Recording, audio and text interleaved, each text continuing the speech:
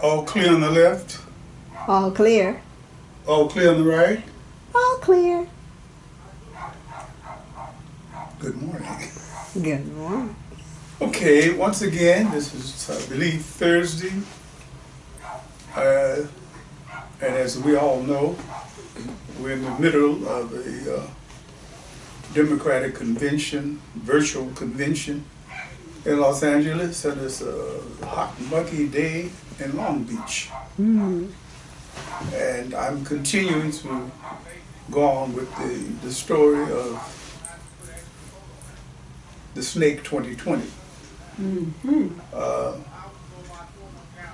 The main character in the story is living briefly in a small village in Ghana called Tsito. He had been invited by Mrs. Cutie Pie Deku, who is the teacher, the head teacher. That is to say, that the head mistress. I didn't even say head teacher. Pun there. He'd been invited to give a little talk to the children because he was caught doing capoeira exercises in their area, and they like curious kid, what's that? So we start off with him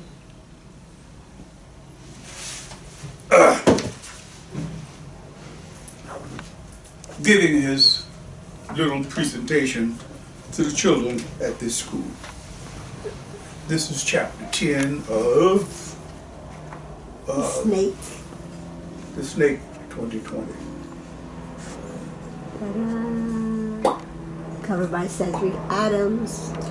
Author photo by Zola Salena-Hawkins. That's okay. right. All right. That's this one back here. Yes, okay.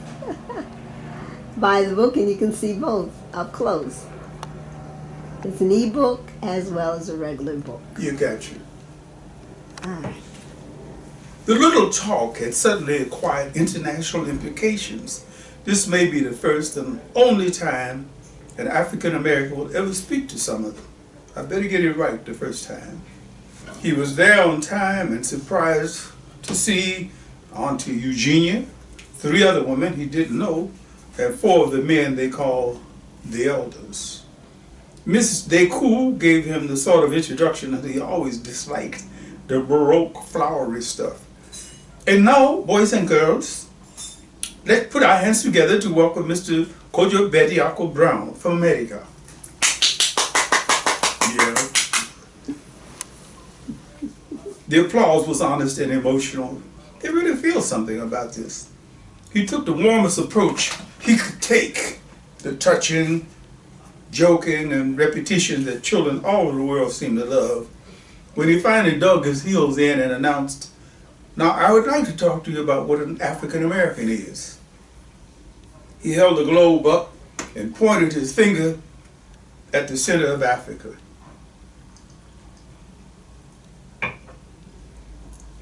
This is where our ancestors were taken from, and this is where they were taken to. 15 minutes into his carefully structured half hour, he noticed a glaze coming over the eyes of the elders and many of the students. Miss Deku was carrying on a low-profile conversation with one of the women who had come with Auntie Eugenia.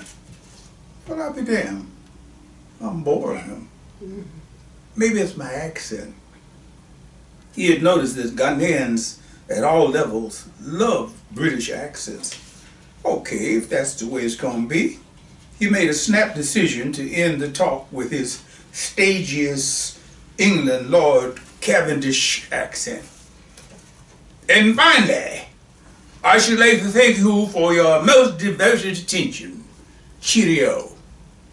The students applauded dutifully, came up one by one to bow and shake his hand, boys and girls. Girls curtsied. The elders, Auntie Eugenia and her friends, waved warm smiles at him and moved out sharply. Cutie Pie Deku took his hand and held it. That was really quite good, actually. Thank you, Mrs. Deku. Now what? Please wait a moment. I'll close up. I shan't be long. He framed her in his viewfinder as she quick marched back into the classroom to grab up her purse and to close the schoolroom door. Don't you like it? She looked genuinely puzzled. Whatever for? I'm sure you must have a thief or two in Tsito. Lovely smile, lush spirit behind it, obviously. Be careful, Kojo, be careful. Oh, no one will steal from the school. They strolled in step toward the main street of the village. I know the game. They see us together, that means we are together. He thought of veering off to his left or right, deserting her on the main street. Mr. Brown, you may call me Kojo. Oh, I see. As an honorarium for your dissertation, may I offer you a drink? A drink? Yes, in a drinking bar just there. Oh, yes. Oh, yes, please. But I should tell Aunt Eugenia that I'll be a little late for dinner. She has been informed. Okay. Yeah, Kojo, you better pull the cotton out of your mind. This is a slickster. They were honored guests, the school teachers and the stranger, and they were served the coldest beers in town. All right, let's go.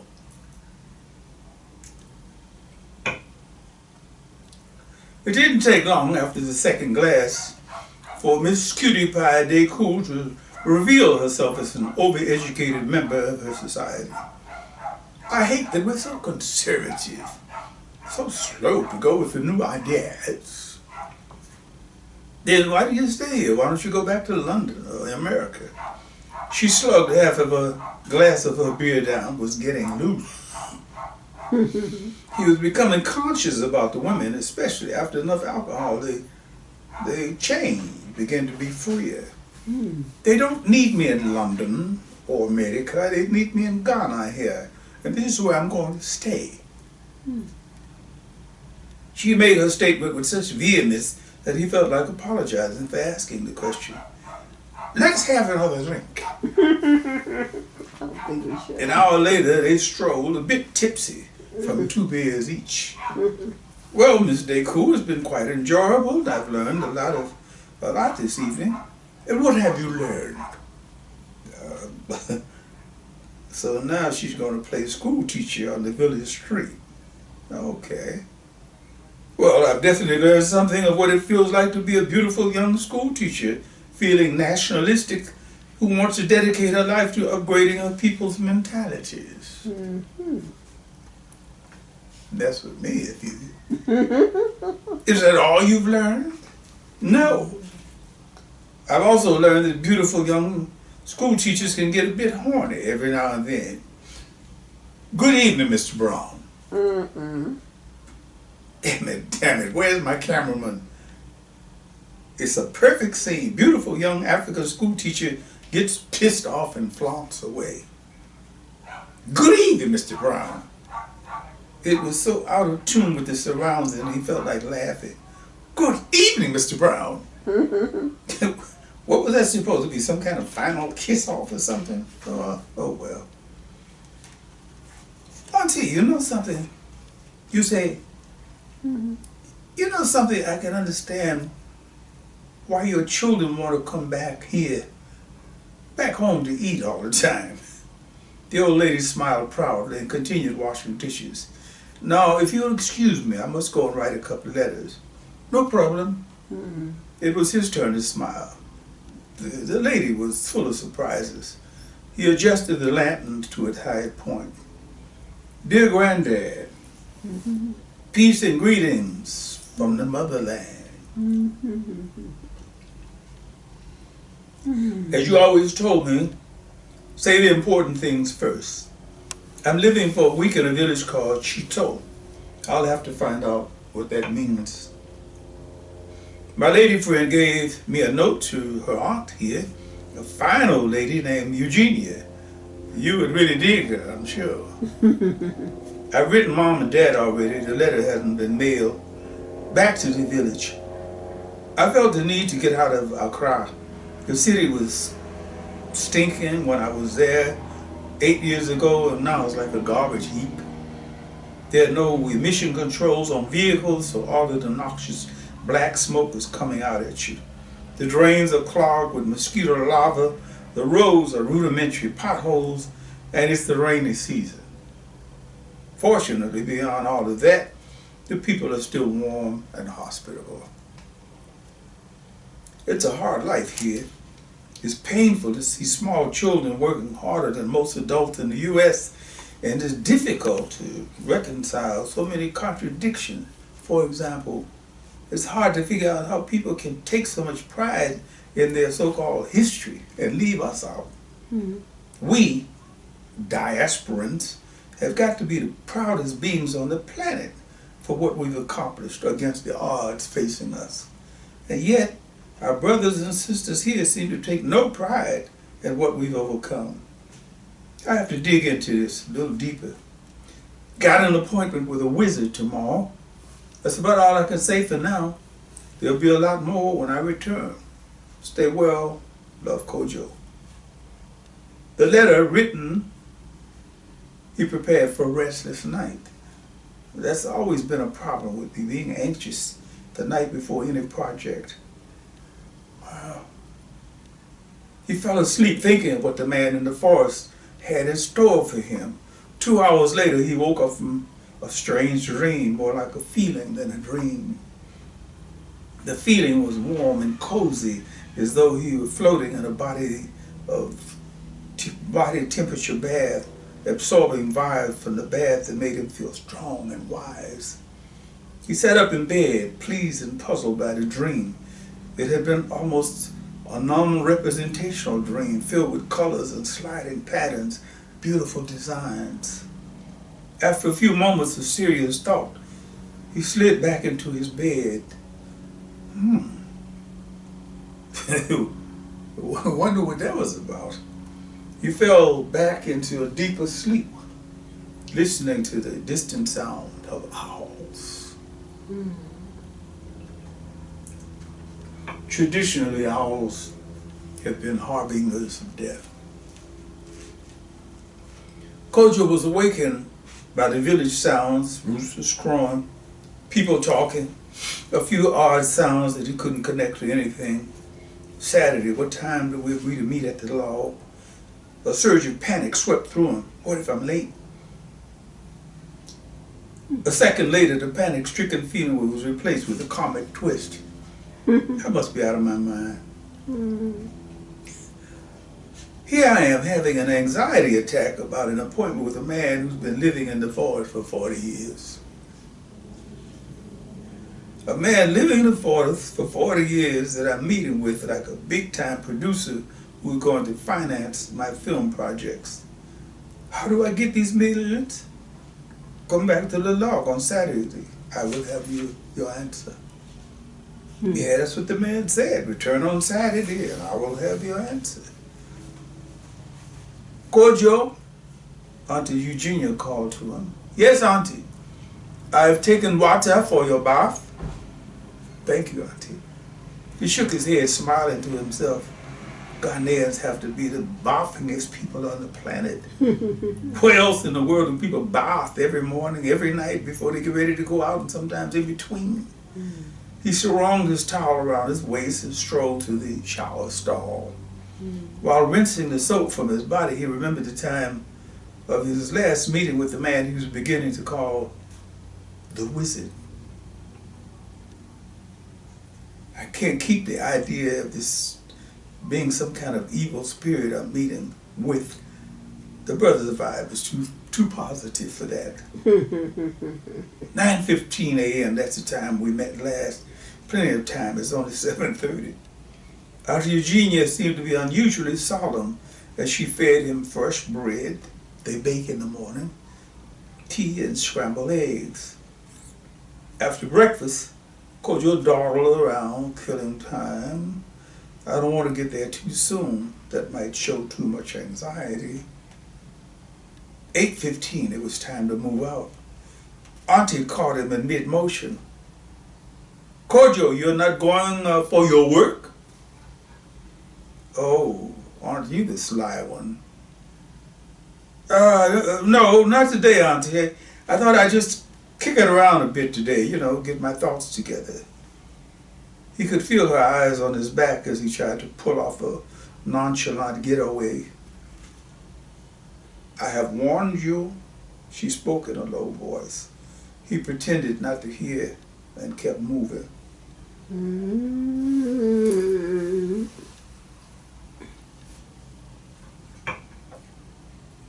I have warned you. Mm-hmm.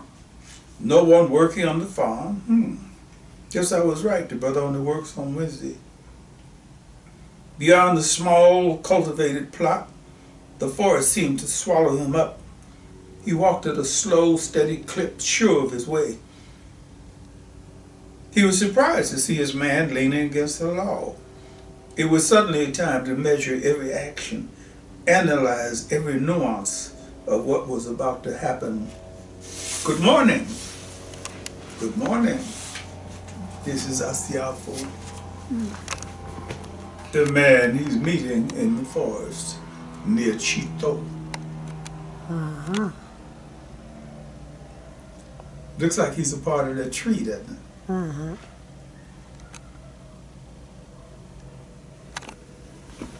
Mm-hmm. We have to once again say that this photo was taken by Zola Salena of our friend Rashid Bahati. Agreed to portray. He was not a wizard, and he's not a wizard so far as we know. But he agreed to portray the spirit of it. He agreed to the photo. To the photo. Kojo approached the man, but didn't feel the need to reach out and shake his hand in the usual manner. Asiafo just didn't seem to be the type to shake hands. Kojo leaned against the log, feeling as much at ease under the circumstances he could possibly feel. An hour seemed to pass before Asiafo turned to face him.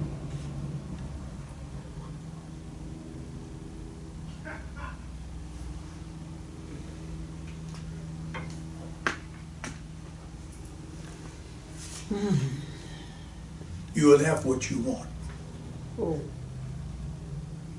Your wish has been granted. Mm-hmm. Everything in the forest was placed in freeze frame as Kojo pulled in the words letter by letter. You said, you will have what you want. Your wish has been granted. You will have the millions you need to make your films. Mm-hmm. That's what the man said. Why is my heart thumping the way it is? You believe me, don't you? Yes, I believe you. Am I being hypnotized? No. I feel in control of myself. Now what? Once again, the silence rang back in. Kojo could feel his heart beat. Tell me something. Yes? What do I have to do for this money? The hairs on the back of Kojo's neck bristled when the man burst out with the strangest laugh he'd ever heard a human being make. He sounded like a hyena. I guess that must come from not laughing out loud too often. Mm-hmm. The laughter jarred to her.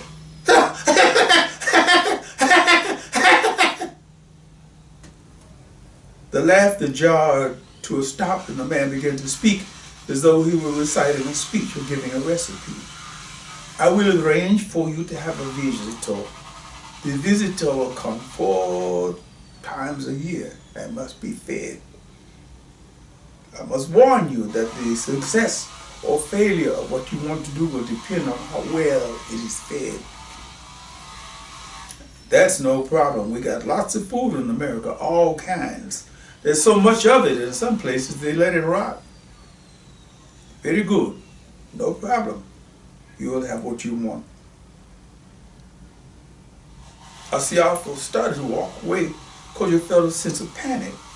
Is that all? I mean, that's all I have to do? Oh, there's one more thing. When you return to your home, you should be married within 3 months. 3 months? Married? The chess game was on. Which move should I make? What move can I make? Damn, millions. And all I have to do is get married? I accept that condition. One last question. How long can I receive the money? You will continue to receive it as long as you feed your visitor. No feeding and all will be withdrawn. One final question, please. What do you get out of this? I mean, why are you making this possible? Because you asked me. And then it was gone. Kojo suddenly felt that he'd been left in a huge green wall room. The forest seemed to be booming with silence. He stood in place for a few minutes feeling emotionally drained and then dropped to his knees and started praying. I thank my ancestors and I thank the Orisha for making my return to Africa possible. I thank my ancestors and I thank the Orisha for maintaining and protecting my good health. I beg my ancestors and I beg the Orisha to help me become healthy, wealthy, and wise. I thank my ancestors and I thank the Orisha for all the blessings I receive now and forever. I ask God to please help me do the right thing always. He stood up, brushed his knees off, feeling better but shaky, and began to make his way back to the village, knowing that Asiafo was watching him. As he reached the path to the village, he turned and waved solemnly. Goodbye and thank you. The forest suddenly erupted with Asiafo's hyena laugh.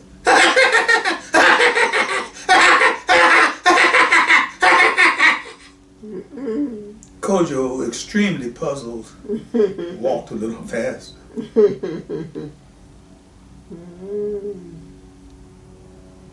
Auntie Eugenia and the rest of the village seemed to be a different place when he returned.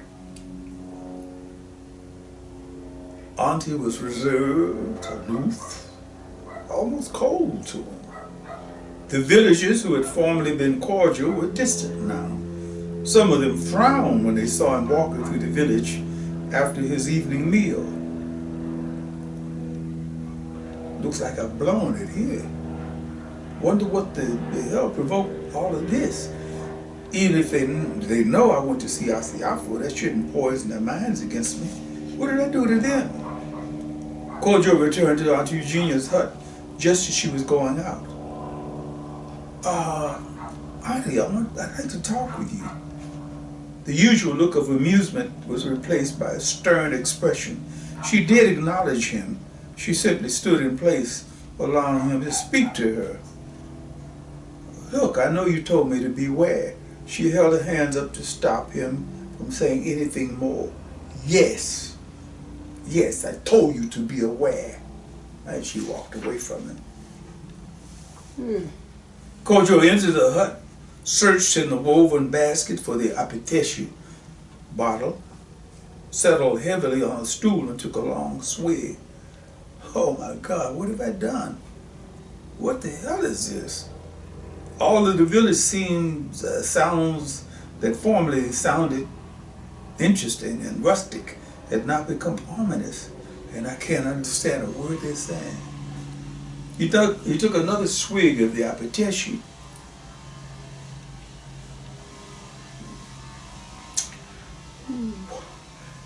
And started trying to reason out with himself. Be cool, don't panic. You'll be out of here come Monday afternoon. Monday afternoon. What if the driver, what's his name? Joshua. What if he doesn't come for me? He broke out in a quick paranoid sweat. How the hell could I get out of here? I don't even know where I am.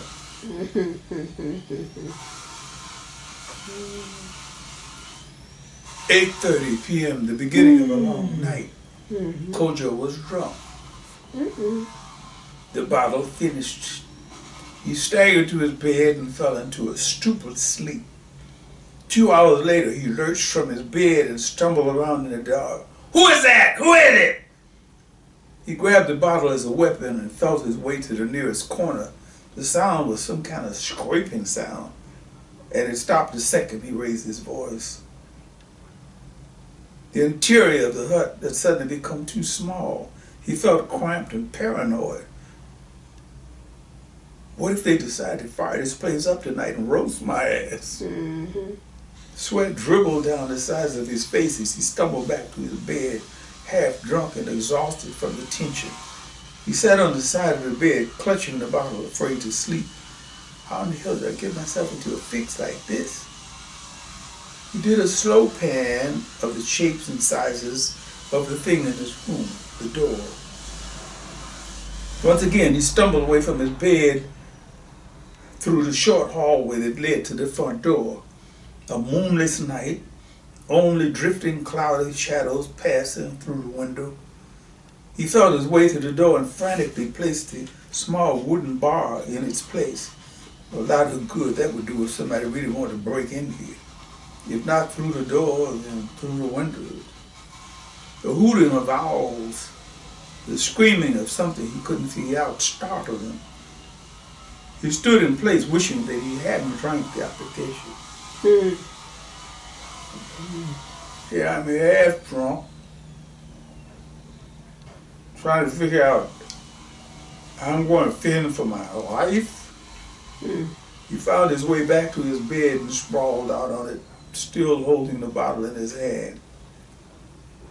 Let them come. I'll get one of them at least.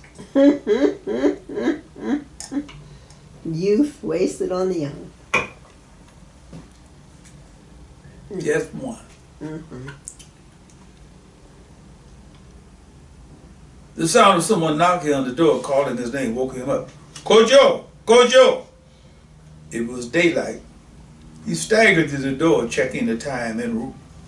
Oh, wow. 7:30 a.m. I must have knocked myself out with all that booze. He opened the door and Auntie Eugenia entered. Kojo, you locked the door? No reason. I just felt like locking it. She gave him a curious look, sniffed the liquor residue on his breath, and began to tidy up her house. I have taken water for your bath. Thank you, Auntie. Oh, so we're gonna all play it cool, huh? Let's pretend that everything is the way it was. He draped himself in his towel and went to the bathing stall. Have to think this one out carefully, keep my wits about me, remember who I am. He returned to the hut, not really knowing what to do with himself. Sunday. Everybody's in town today, no work. Kojo, your breakfast? I'm coming. He called back automatically and checked himself. Poison. That's the way they would do it. Poison. Auntie Eugenia? He was angry at himself for thinking that the kindly old lady would poison him, but he couldn't shake the paranoid-driven fear off. Oh, Auntie, I'm not so hungry just now. I'll have something later.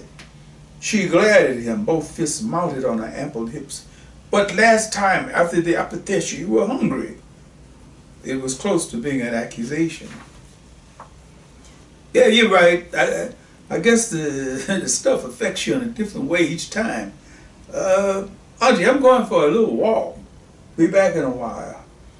He made a smooth move past her, took a hard look at the covered place on the stool he usually sat on when he was eating. Wonder what she cooked. Oh well. He made a pit stop at the latrine, trying to make up his mind where he could go to kill a few hours. The school teacher. Yeah, the school teacher. Miss Cutie Pie Decool.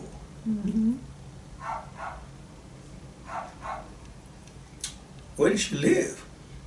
He wandered in the general direction of the school buildings, wondering who he could ask. Sunday morning, the villagers were dressed up, the men in strangely tailored suits, the women in cut-down ball gowns, plenty of ruffles, the children scrubbed and polished. He passed small clots to them and nodded, "Good morning." They nodded back or made tight salutes, but the smiles were missing. Well, at least we're still on some kind of terms. Maybe I went off a little too fast about things, jumped to too many conclusions at once. Mm-hmm. The hazy sun and the fresh air perked him up a bit, pulling the residual hangover away from his head. The sun had half-baked the red earth around the school building. Kojo wandered from building to building, pausing to do a few capoeira movements in his practice space, walked on to Mrs. Deku's classroom. He pushed the door open and strolled around in the classroom thinking, who could I ask? I don't want to ask Auntie. That might be fuel for all kinds of fires. He sat on top of one of the small desks and stared at the blackboard. Where are you, Cootie Pie, now that I need you? The drinking bar. They would know. He hopped up the desk, carefully closed the door, and started a quick walk to the bar where they had shared a couple of beers. The owner, evidently not a churchgoer, was absently swatting at flyers as Kojo walked in. Now, how do I best go about this? You're welcome. They always say that to you. Akwaba, you're welcome. Thank you. Is it too early to get a beer? It is not too early. Mm-hmm. Kojo sat watching stragglers herd to church. 9 o'clock. How could I go about this? 9 o'clock. Bet she's at church. He decided to cozy up to the owner a bit, the only one who seemed unchanged. Are you originally from this village? I mean, were you born here? The owner, obviously a beer lover, judging from his pregnant look, sprawled in a chair at Kojo's table. Oh no, I was born in Accra. Well, how did you wind up here? I came to see a girl I knew here 10 years ago, and I stayed. So you got married? Yes, but not to her, to another one. Oh my. Kojo laughed, shared a laugh with the man and sipped his beer. Now seemed like the best time. Tell me, brother, I'm called Forson. Brother Forson, you remember the lady I was here with the other day? The teacher, are they cool? Yes, but how do I get to her place? I have some information I have to give it. No problem, she lives on the eastern edge. Where is that? The owner led him to the swinging door of the bar and pointed the direction. You go right until you come to the well, and then go left. She is there, the third house. And that's where I'm going to stop right now. Have you finished? I'll keep on going. Oh, okay. Thank you, Mr. Forson. I'll just see if I can get some encouragement here. Okay. Because now we get into delicate areas. Yes. Sorry, Wizard, we'll have to turn you down for a bit. Okay, yes. 15 minutes later, he was knocking on the front door of the school teacher's house in the section called Eastern Edge, acutely aware that he hadn't had anything to eat yet. Eastern Ridge, I'm sorry. He made a printing error. One time it's Eastern Edge and the next Eastern Ridge. Arms. I'm going to call it Eastern Ridge. Arms. Okay. Okay. It's always someplace like that on the edge of the... Right. He looked up and down a hard-packed road that trailed away from the village. The effect was as though 20 or 30 houses with metal rooftops had been designed as a sort of suburb. Well, I'll be damned. I guess this must be the village middle class. A young woman opened the door dressed in a formless shift, barefooted. She stood there looking into his face. Miss Deku at home? The girl nodded, no. Is she coming back soon? The girl nodded, yes.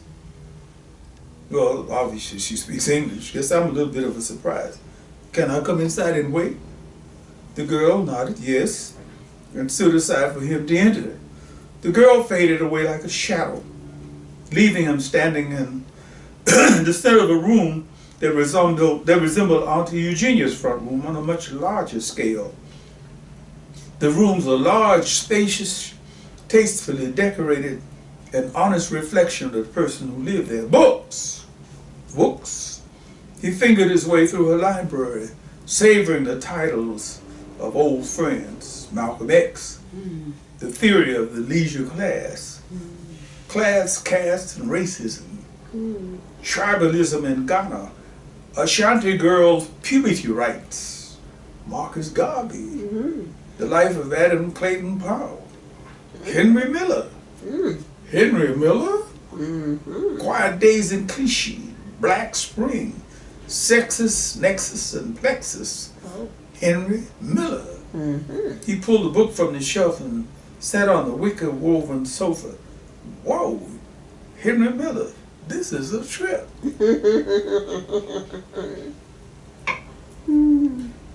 For those who know Henry Miller, you'll know what I'm tripping on. The girl made an appearance with a glass of water and a carafe of water. "You're welcome, sir," she said shyly and faded away to another part of the house. Must be about 5 rooms in here.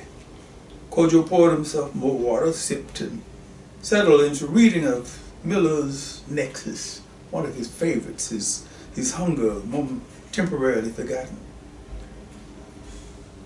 "Good morning, Mr. Brown." Kojo pulled himself up, feeling slightly embarrassed to be caught so completely unawares. "Oh, good morning. I hope I'm not intruding. I just happen to be strolling in your neighborhood and... Oh, welcome. Please excuse me. I must change it to something more comfortable."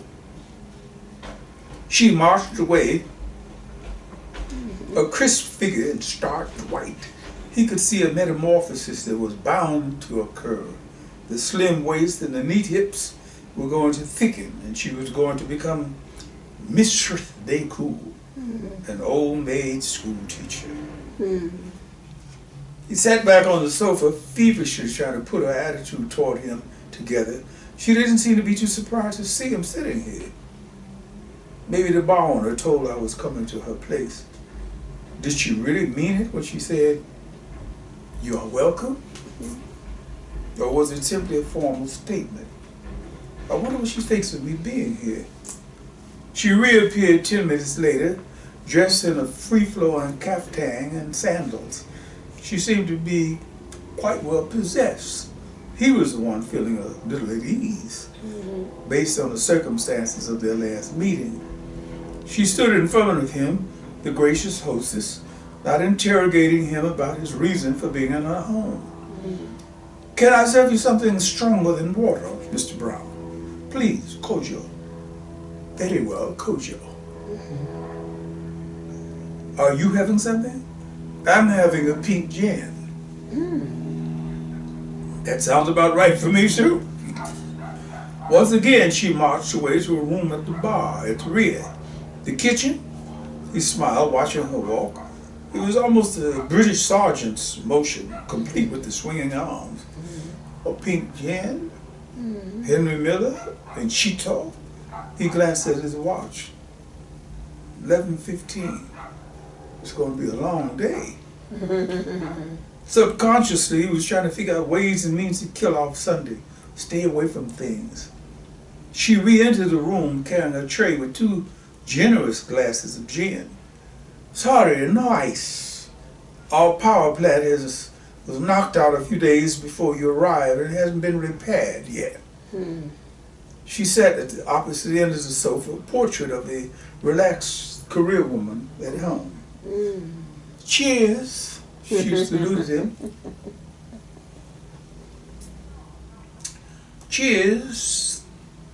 The gin shot down on Kojo's stomach like a bolt of lightning. Hope I don't get sick. What have I had? 2 beers already. But that was a couple hours ago. Oh, well.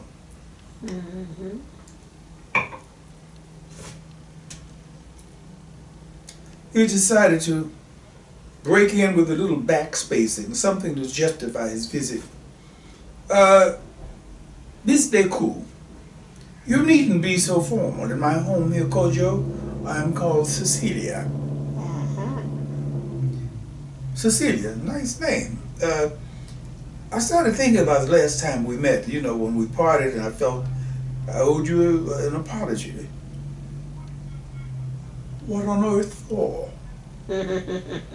She was so British, so prissy, in a way. Well, if you recall, you seemed to be rather annoyed with me about a remark I made. Oh, I'm sure I was not annoyed, really. I just felt that the evening had reached its logical conclusion. It was time for me to go home. Silly boy. Silly boy. No one can say that the way Susan Amagashi said it. I ain't been there. Silly boy. I ain't been there.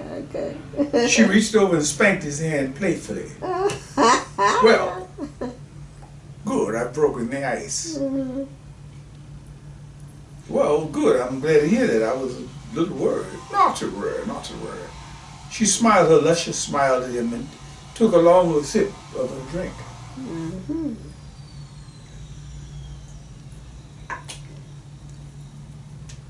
The girl is preparing something. Will you stay for lunch? I was hoping you would ask me. They shared a laugh and she popped her from the sofa. Here, allow me to freshen your drink. 2 pink jeans later. Cecilia, I have a couple of serious questions I'd like to ask you. Yes, please. You may ask at table, shall we? She led him into the room she had brought their drinks from, the dining room, almost English, with the sideboard and all, and a nicely stocked liquor cabinet. Kojo's mouth was almost watering from the sight of the delicious-looking food. Please be seated. The girl stood to his left with her hands folded together. Cecilia Deku sat at the head of the table and devoutly blessed the meal. Afterwards, she spoke to the girl in Ewe as she faded from the scene. Now then, Kojo, I hope you like fish. I love fish. His eyes swept back and forth across the food. I'd shoot straight down on this, the way they shot the huge skillet of beautiful looking food cooking and down her floor and her 2 husbands. Yes. And the cooking school scene. Yes. One large whole fish that looked like a giant trout, sliced kinky, a huge salad of different vegetables, smoking soup, smaller plates with fried things he couldn't recognize. Hope there's no rat meat here. She filled his plate, took a smaller portion for herself, and gave him the opportunity to fend off his hunger with a few forks of food before interrupting him. Now then, Kojo, you said you had a couple of serious questions.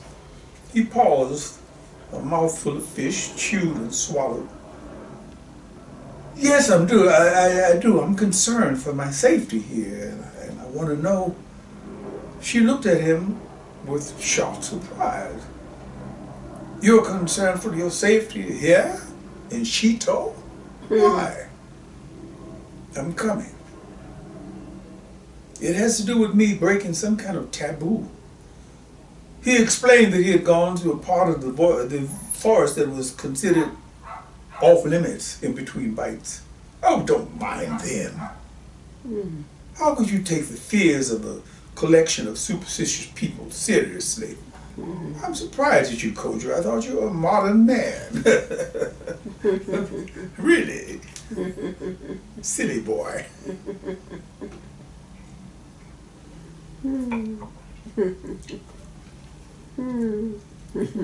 She seemed to be putting the whole picture into proper perspective. You're right, I think I've overreacted. But what about this man that lives there? She stopped smiling and stared at him. Are you speaking of Asiafo? Yes. How do you know of him? I've met him. He was afraid to admit that he'd made a deal with the man. You met him? Yes, the other day, as a matter of fact. He could see the possibility of learning something. His hunger was suddenly appeased. Is it true that he has some kind of supernatural powers? He could tell that he had touched a sensitive place from the expression on her face. Kojo, if you finished, why don't we sit out on the veranda? I'm with you, lady. She led him through a short hallway into the kitchen and onto a beautifully enclosed back porch. Trellises of tropical vegetation closing it in, giving off pleasant scents and shade. He was reminded of the gazebos he had seen in the American South. They sat on the wicker woven sofa. He could hear the faint sounds of the girl clearing the table. Cecilia stared through the picture window at the tropical growth for a few minutes. Kojo waited impatiently. This man is a wizard. Are you sure? He felt ambiguous feelings go through him. One was elation, because it validated the possibility of him being able to do what he said he could do. On the other hand, he felt a kind of dread. Yes, I am sure. I have known about this person all my life. I have never seen him, but my father and others that I respect have told me about his powers. These are people with good minds and reasonable attitudes. What's the source of his power? They say there are many sources. In the forest, he has discovered plants or herbs or something that gave him the power to disappear, for example. Everyone who has seen him gives us the picture of a being who can disappear and fly. You think he could fly across an ocean? She turned to him with an exceptionally serious expression. Kojo, as you know, Africa contains many mysteries. Some of them are unknown, some known. Let me give you an example of what I mean. Are you familiar with the Dogon people? I've heard of them.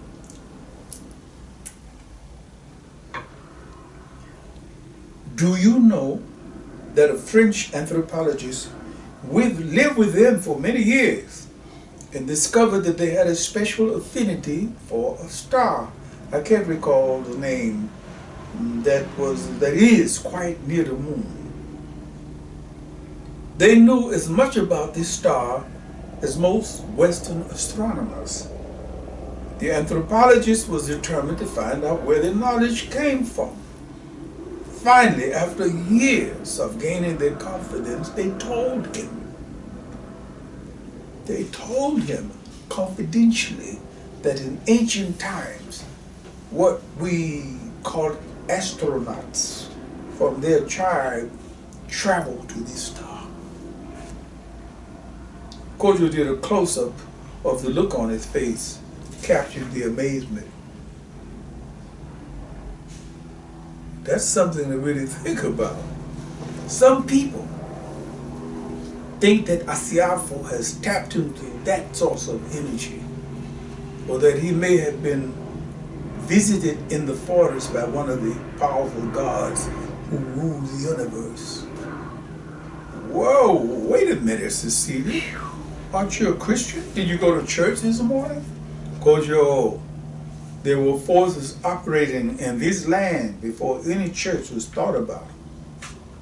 Yes, I am a Christian, but I also feel deeply about the spirits that were here before Christianity came. It was Kojo's turn to stare out of the picture window.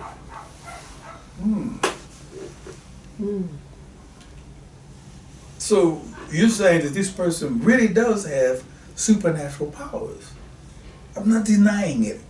I think that's the important point. Are you aware that most human beings only use 1/10 of their psychic energy during the course of their lifetimes? And we all have the potential. Can you imagine what kind of human being you could become spiritually if you could focus on that element for many years, couple this with other forces, and it would be impossible to determine what you could do. Would the forces that assisted you in acquiring this power be evil? Possibly, but they could also be good. But the one in the forest, Asiafo, has always been associated with evil. Yes, they say it is because the woman he was in love with was killed. His mother. Yes, Auntie told you the story. He was really in love with his own mother, and his mother was in love with him. One of the elders caught them making love. Wow. Can you imagine the impact that had on a community as conservative as this one 40-some years ago? Yeah, I can imagine. They were silent for a few moments. Voiceover. Well, Kojo, you do know one thing. If this somewhat anglicized African woman with her rational view of life believes that this man is real, then it looks like everything will be okay. You know, you go through your life thinking, especially if you're a modern man, as you call me, that you know a little bit about life. And then you come to certain sections and realize that there are huge empty spaces in your knowledge box. I clearly understand what you mean. Kojo was forced to take a second look at the school teacher. I had the sister pegged all wrong. I had written off as some kind of black English woman in disguise. Well, she has that in her too, no doubt about it, but there's an earthier element there too. Kojo, I'm having a small cognac. Would you join me?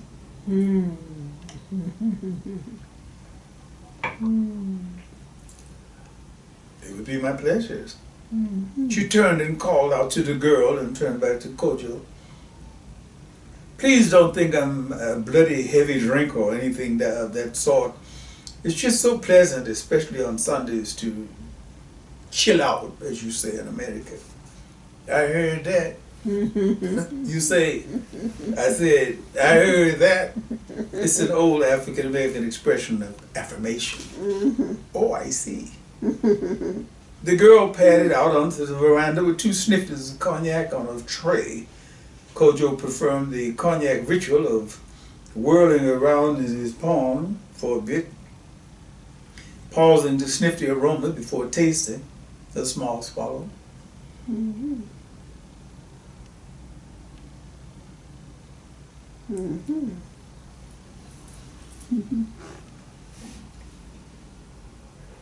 this is excellent.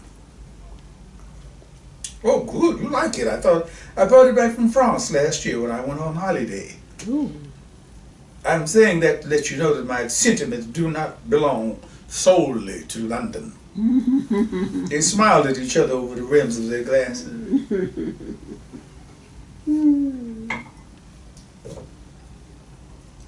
He wanted to review the Asiafo tape again, going into it a bit deeper, but felt she had had enough of it. She wanted to talk about what was happening in the outer world.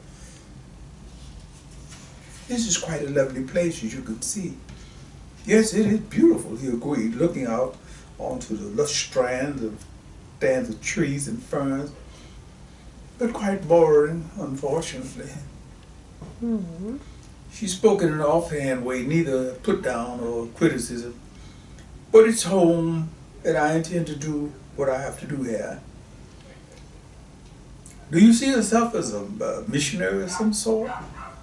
She laughed. Oh, heavens, no. The pith helmet and all of that, oh, no. I rather think of myself as a young, idealistic African woman, nothing more or less. Oh, I see. They could hear stray sounds from the village a few thousand yards away. Kojo felt himself becoming naughty. After the beers, the walk to her place, the excellent lunch, the cognac, the release from the tensions of the night before. Uh-oh. Uh-oh. Uh-oh. He woke up with a start, feeling that he was trapped in a net. The school teacher smiled at his reaction and pulled the mosquito net from the top part of his body. I left you to go read for a bit, and I didn't want to have flies chopping on you while you were dozing. Oh, sorry about that. How embarrassing. Oh, no problem. I frequently do the same thing after a meal, especially on Sunday. Sunday means a lot to you. Yes, I cherish Sundays. That is the day I can close myself off after church, that is. Yes, we all need to have private time. He stood feeling slightly awkward for the first time. He wanted to go and stay at the same time. He made a broad gesture of checking his watch. 4:30, I didn't know it was that late. She studied him with an amused expression on her face. Oh, I say, are you late for an appointment of some sort? She had broken through his facade. And I've been the one who thought I had all the answers. He was forced to laugh at the absurdity of it all. Well, not really. Good. Now that you're properly rested, let's have the game of chess. You do play, don't you? Ooh. I'm not in championship form anymore, but I think I can remember what the queen is about. Wonderful. Let's go inside.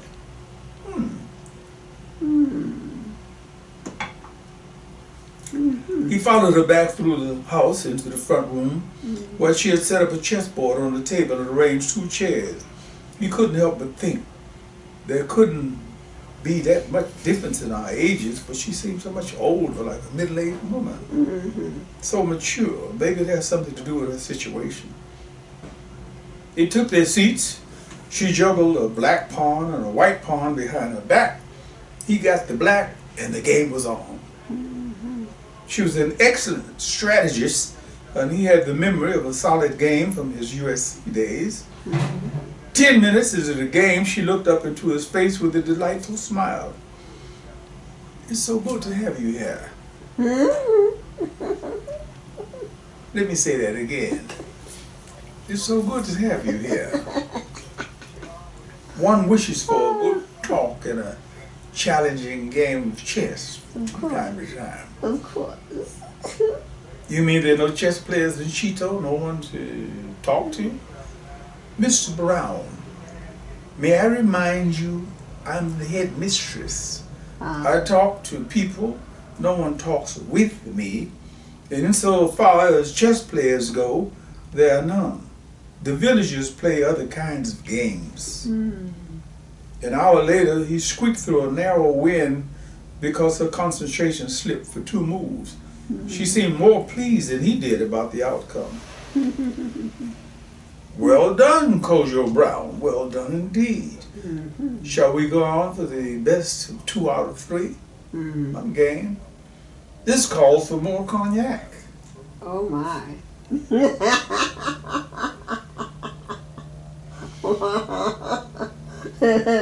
Just do the cognac, don't do the game. Please. I can stand it. I got my second win now. She called to the girl, the cognacs were served, and they were playing their second game. Kojo sipped his cognac and stared at the intense face across from him as she bent her concentration to the pieces. What are we really paying for? He was beginning to feel something for the teacher.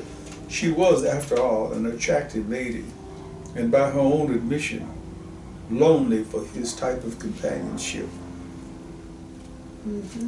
Woman of the dunes, that's it. That's it. The Japanese film where the man winds up in a hole at the beach, helping a woman fill buckets of sand to keep them from drowning in sand. You almost have. Oh, sorry. I was just trying to see too many moves ahead. I understand. she said, and took a delicate sip of her cognac. Wonder how many other men have had the cognac and chess game. She called to the girl to bring lanterns. Kojo was surprised to see that twilight had fallen on a chest by kerosene lamp in the Volta region in Ghana. That ought to be worth some kind of story. He knew the game was lost from the deadly way she moved her queen and queen's bishop into place. He studied the possibilities for 2 long minutes before conceding. Jolly good show, Cecilia, I must say. Jolly good show. I'm pleased, but I don't think it would have been as easy if your mind hadn't wandered. Oh, wasn't that noticeable? I'm a school teacher, Kojo. I study faces all day long. The lantern played lovely lights on the planes of her face, emphasized the prominent cheekbones and the luscious mouth. They sat looking at each other for a few moments. Celia, if you don't mind, I'd rather we not try to break the tie. I'd like to keep it at 1-to-1. She smiled at him and sipped her cognac.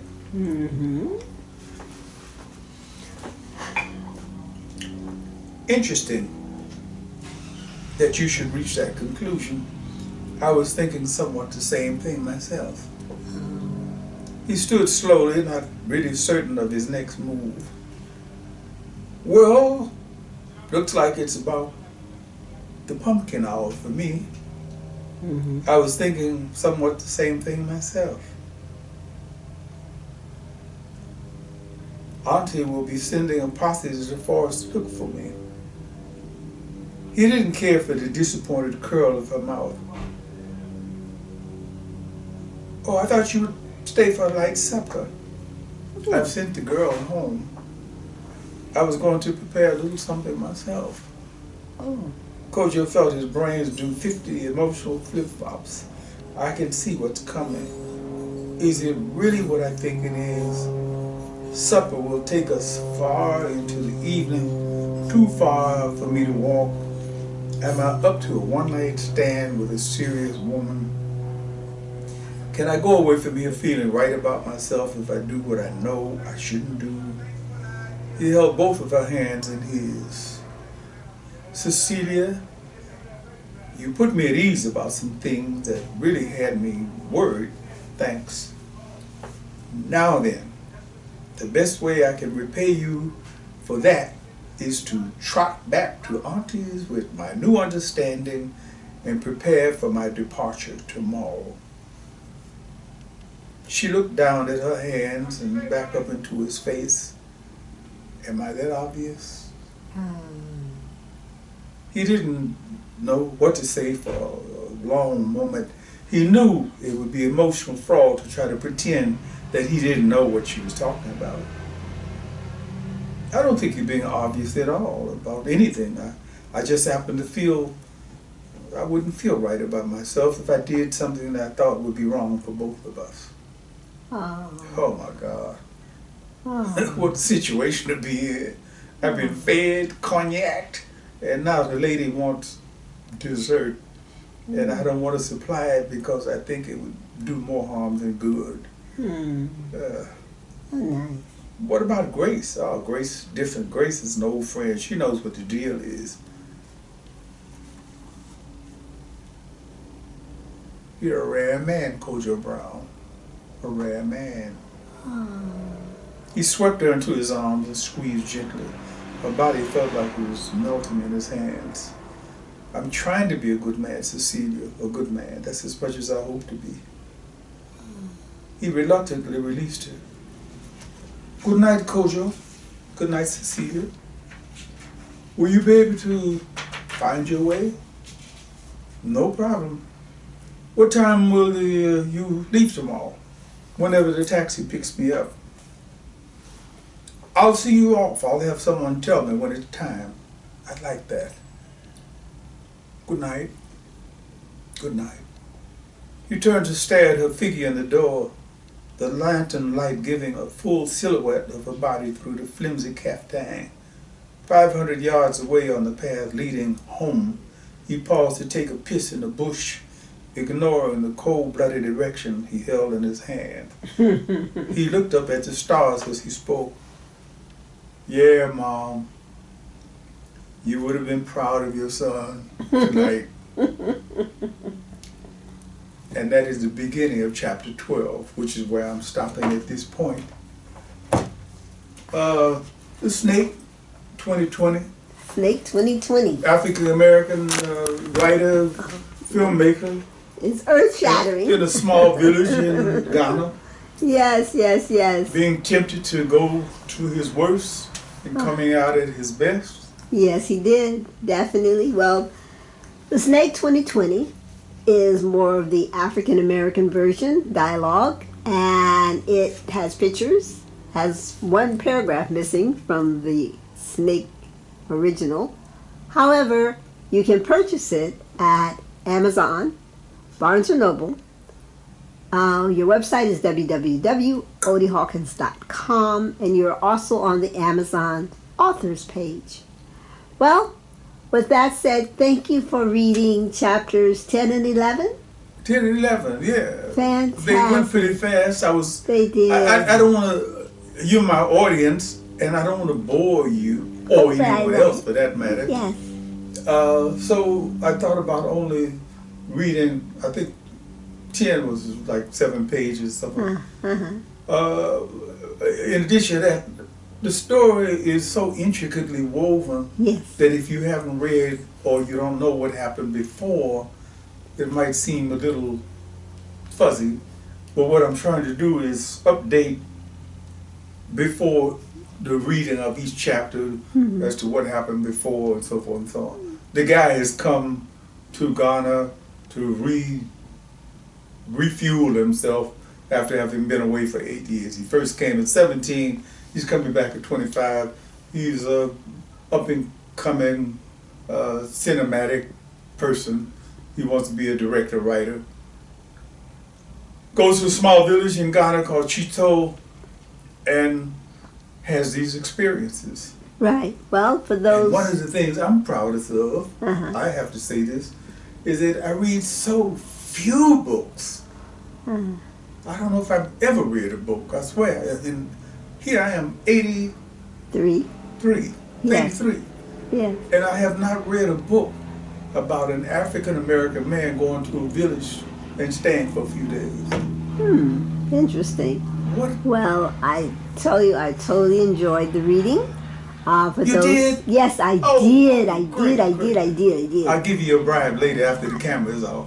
You don't have to give me a bribe. I really did. I'm just kidding. And I think, people who want to review the readings just start with chapter 1 and come all the way up to chapter, well, as soon as 12. I post it, chapter 12. Yeah. So they can catch up.